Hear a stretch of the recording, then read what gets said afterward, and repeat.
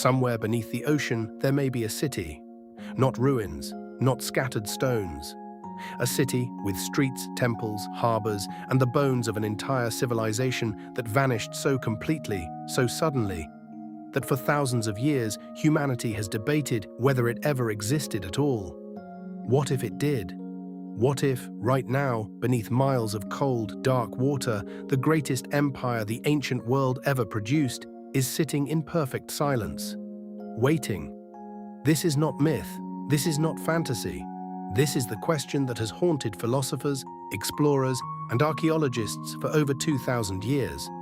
In 360 BC, the Greek philosopher Plato wrote something extraordinary. In two of his dialogues, Timaeus and Critias, he described in remarkable detail a civilization unlike anything the ancient world had ever seen. He called it Atlantis, and he insisted, with a specificity that still unnerves scholars today, that it was real. He described a massive island empire located beyond the Pillars of Hercules, what we now call the Strait of Gibraltar, in the Atlantic Ocean. He described a civilization of extraordinary sophistication, enormous wealth, and terrifying military power. A civilization that, at the height of its glory, attempted to conquer the known world. And then, in a single day and night of catastrophe, it was gone. If you've never stopped to ask yourself why a man of Plato's intellectual caliber would fabricate an entire civilization with this level of geographical and architectural precision, you should start asking that question now.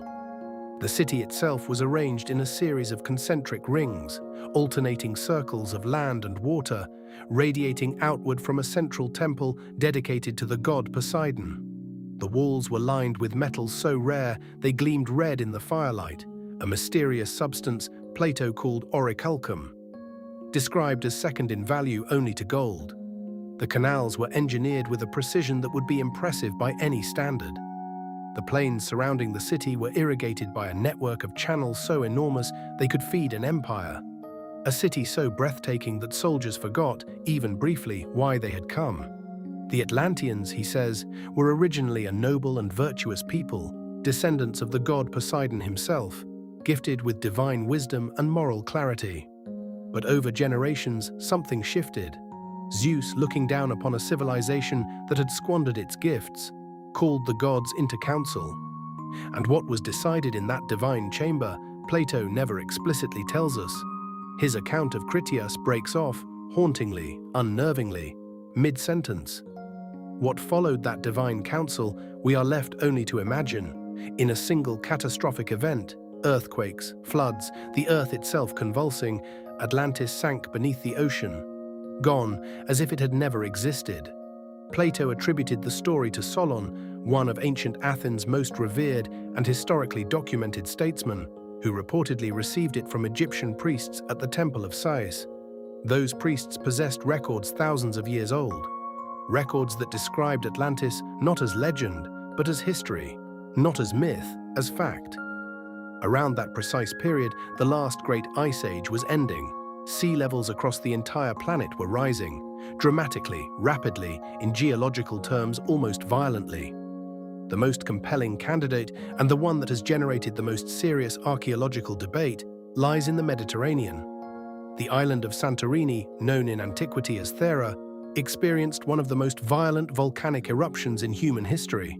When archaeologists excavated the buried city of Akrotiri on Santorini, what they found was breathtaking.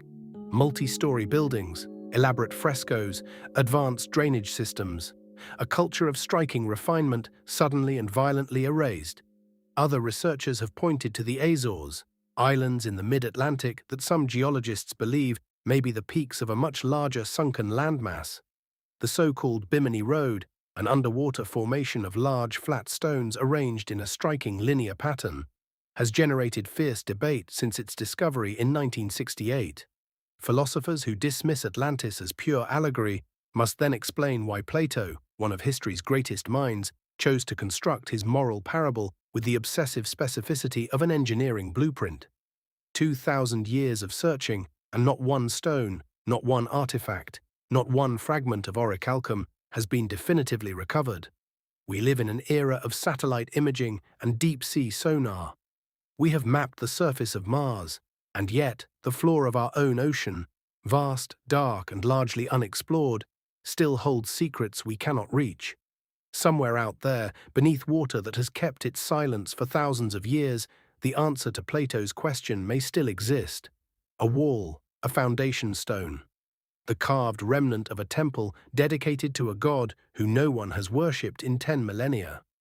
Whether Atlantis was a literal empire or the echo of something older and stranger than we can imagine, it endures. In the imagination of every explorer who has stared at the ocean and wondered what lies beneath. And what if, somewhere beneath that dark and patient water, it still is?